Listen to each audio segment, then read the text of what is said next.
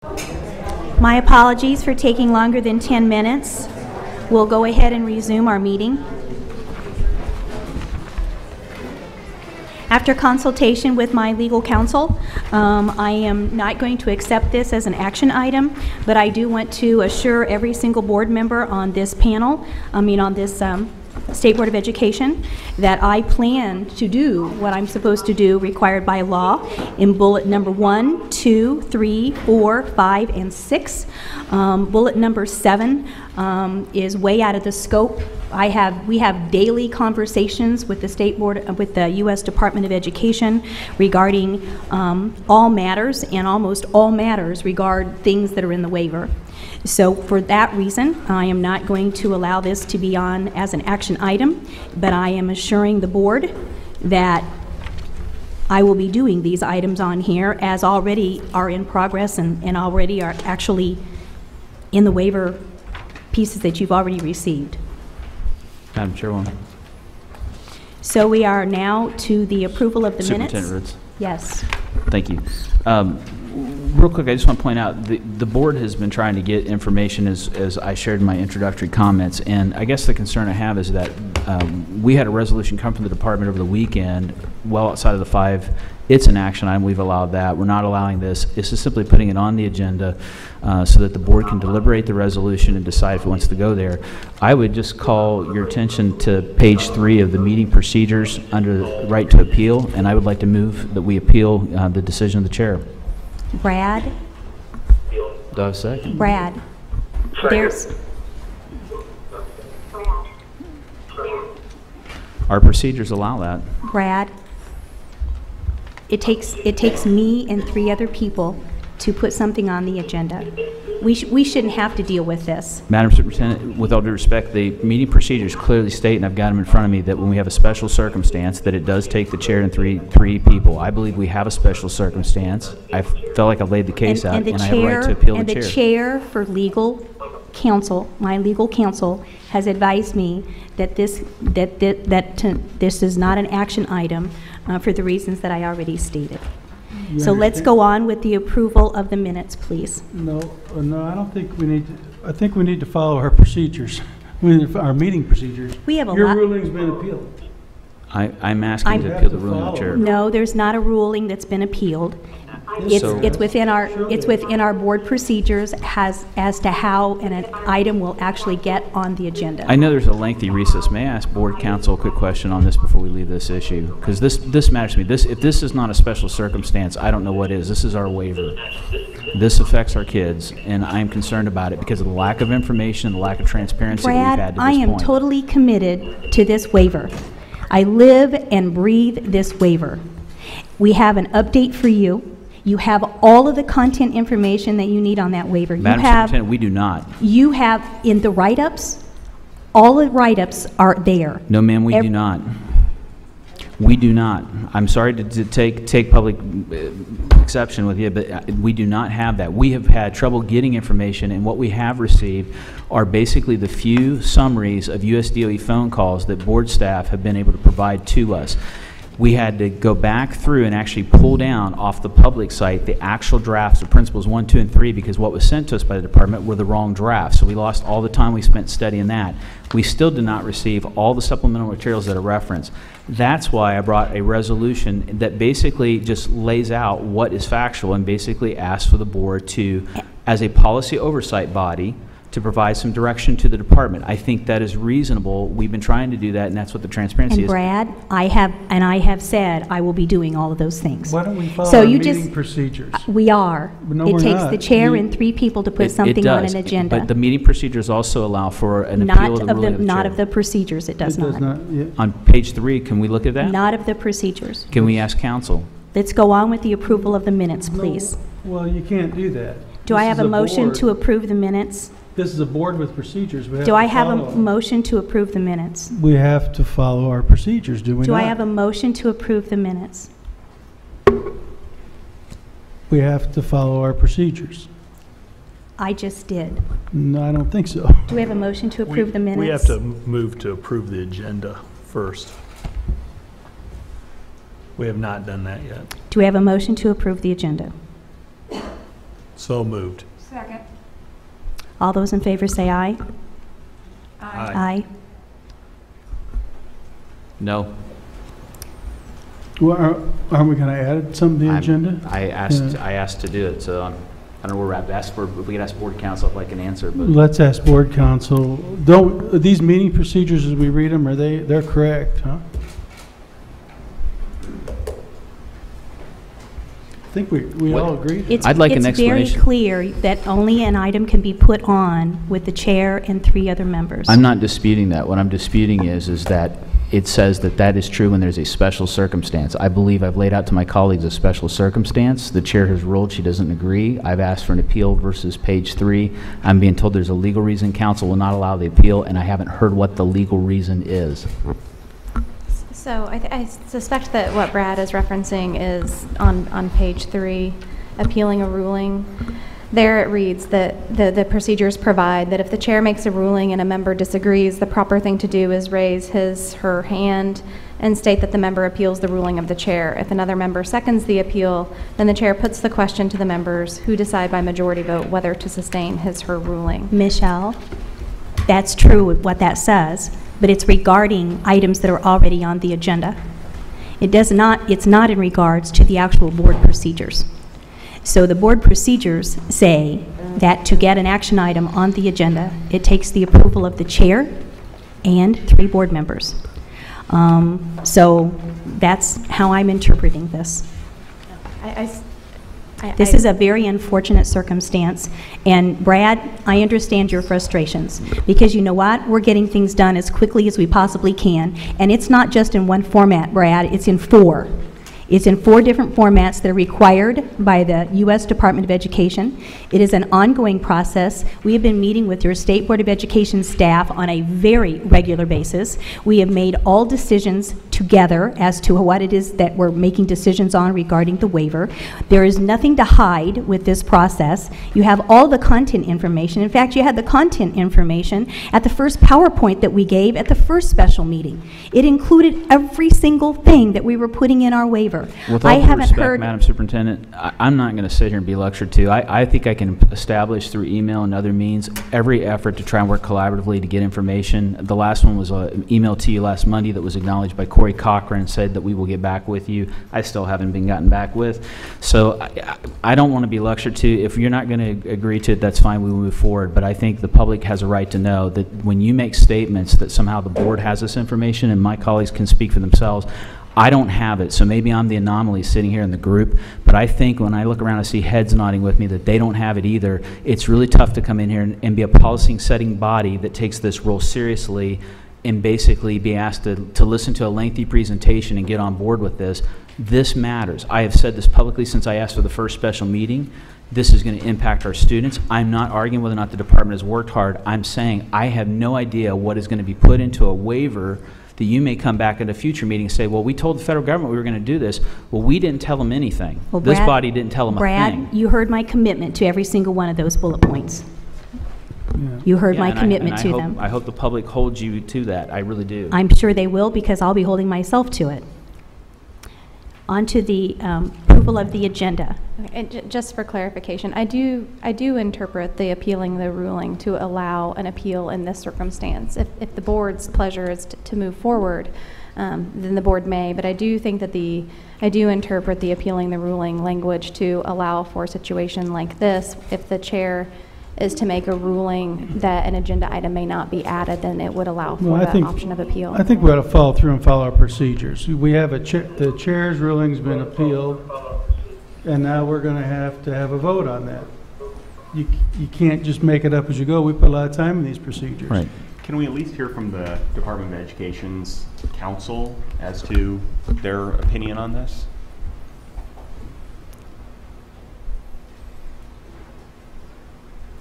You really want to know, Gordon? Yeah, I'm surprised. Mike? Why would we be surprised? So as Michelle stated, the procedures that you all adopted do require that the chair allow for the action to be added. And the rules do allow for appeal, but the remedy won't be available to you. The only remedy is for her to change her ruling, which she's not going to do. So there is no there's no appeal, that decision is a final decision. So So- it's similar. Say that again? There's no appeal available to something that's a final decision. So in order for an action item, which is not a motion, but an action item to go on the agenda, it would require the chair to approve that action item.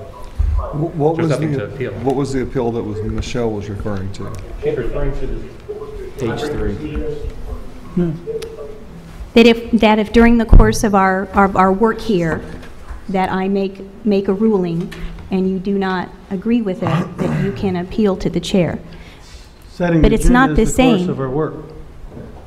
That's But it what takes boards the, do. it takes I don't the know if you've been on superintendent boards, and but 3 others to actually put an item on the part of the agenda. board's work is to establish an agenda item. Can I ask council a quick question? So what is the remedy as a state board member when I cannot get the information? The meeting procedures also say we will have materials for the meeting 5 business days.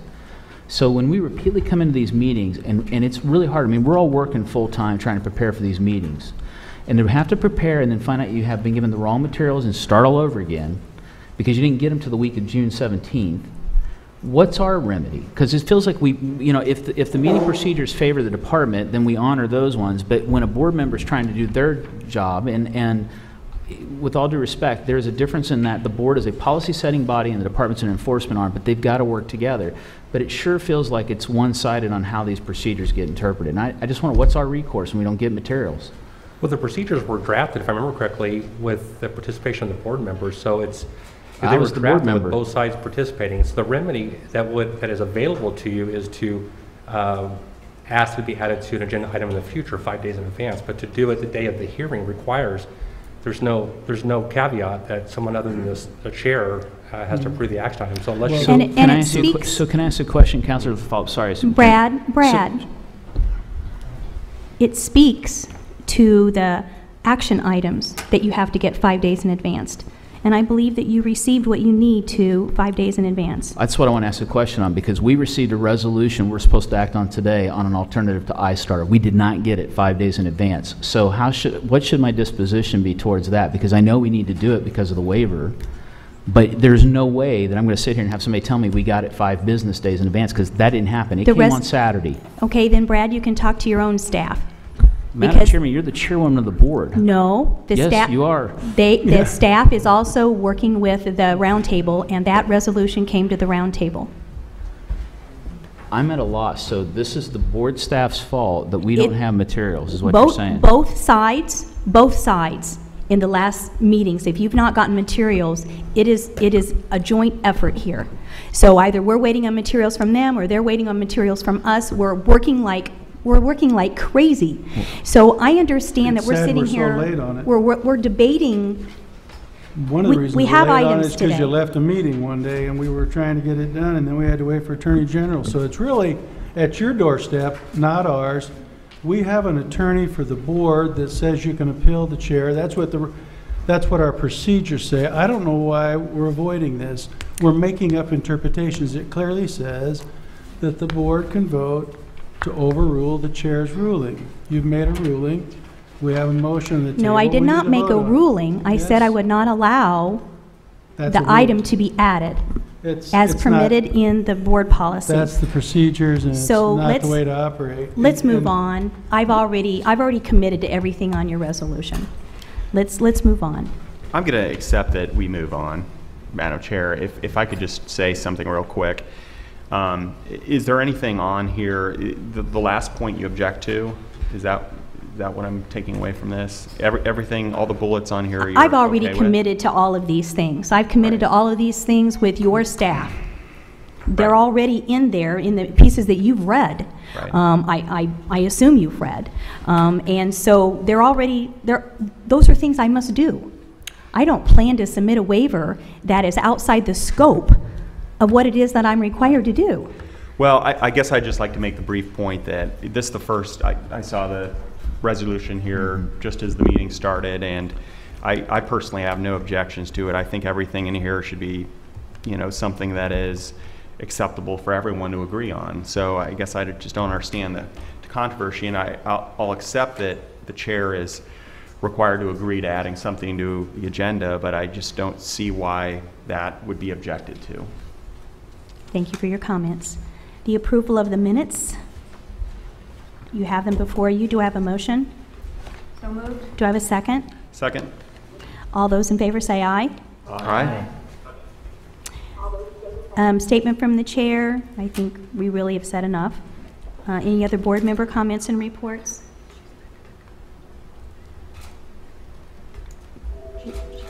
Okay. And so we have no public comments. Superintendent, Yes. I have a statement from Sarah O'Brien that she wanted me to distribute to the board. No problem. You may distribute.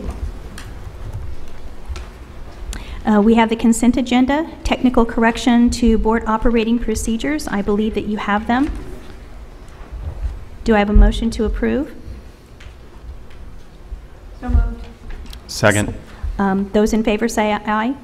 Aye. Some of you aren't voting. I'm not sure we have, Haven't read this yet. I'm not sure we've got it done. I'm not sure. Oh, I thought you were just passing it out. Thank you very much. Can you read this during the waiver presentation? Or did you want to? Whenever you suggest, you just want Read it to. right now. It seems to be dealing with the waiver. Okay, that'd be fine. Okay. Thank you. I have a question. So the before we- consent agenda, I want to be sure we had a vote. I don't know that we did. But I only heard a couple people vote. So consent agenda, we have a, Were those motion and procedures second. the same as It's the been- ones that were approved the last meeting? correct. It just technically changed the actual sign-in, so they could Just sign wanted in to for verify general before. comment or an item on the agenda. It is. When I say yes. So all those in favor say aye. Aye. Those opposed? Thank you, David, or Tony. New business new business action, approval of the NISIX assessment. I think, Michelle, you have that information for us, please. And this is part of the waiver approval. And Indiana has been working on this for a little bit as a result of the waiver. Absolutely. Thank you, Superintendent Ritz. Members of the board, we actually have been working on this since the spring of 2011. This is the alternate assessment for students who are the most significant in terms of cognitive disabilities, which you might remember us referring to as the 1% assessment when it was first established way back when. But I do have a PowerPoint I want to walk you through. This is actually one that was shared.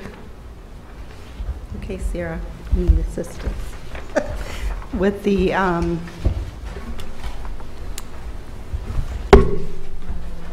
right, I'm sorry, where'd she go? Who are you needing? Your person, Sarah? Here she comes. Do you want me to just press it? Sure. Oh, there's Sarah. Thanks, Andrew. It's just hard to do it from over here. I Is don't it know, I working? can't get it It's to not move, working? but- There it goes. Thanks. If you don't mind hanging out, there's only 6 slides. So a little bit of background, and this probably is not new information for you, but just to kind of set the stage and also to share with you what I shared with the roundtable a little bit earlier today. Obviously, iStar is our alternate assessment. That's part of the No Child Left Behind requirements for assessment. As such, we do assess English language arts, mathematics, and science. In a little bit, I'll refer to the social studies as that is an Indiana requirement. But every student in grades 3 through 8 is assessed with iStar in terms of ELA and mathematics if they're eligible for iStar based on the Case Conference Committee decision. As you probably know, science is actually in grade bands, and in Indiana, in terms of the elementary grade band 3 through 5, we actually selected grade 4 for science for both iSTEP and iStar. For middle school, grades 6 through 8, we use grade 6. And in the high school grades 10 through 12, we use grade 10 biology for science. Indiana, as you know, has added social studies assessments in the last several years in grades 5 and 7 for iSTEP, and we mirror that for iStar as well. As part of our waiver, I think Superintendent Ritz introduced this topic by talking about the waiver in terms of what we are doing with regard to alternate assessment. And again, because we were on the ground level establishing the development of this assessment, one of the things that we obviously need to be measuring as we move forward are the college and career ready standards that were adopted by this group on April 28th. So we need to do that not only for ISTEP, but also for ISTAR. So for English Language Arts and Mathematics, we're looking to assess with a new assessment starting in the spring of 15.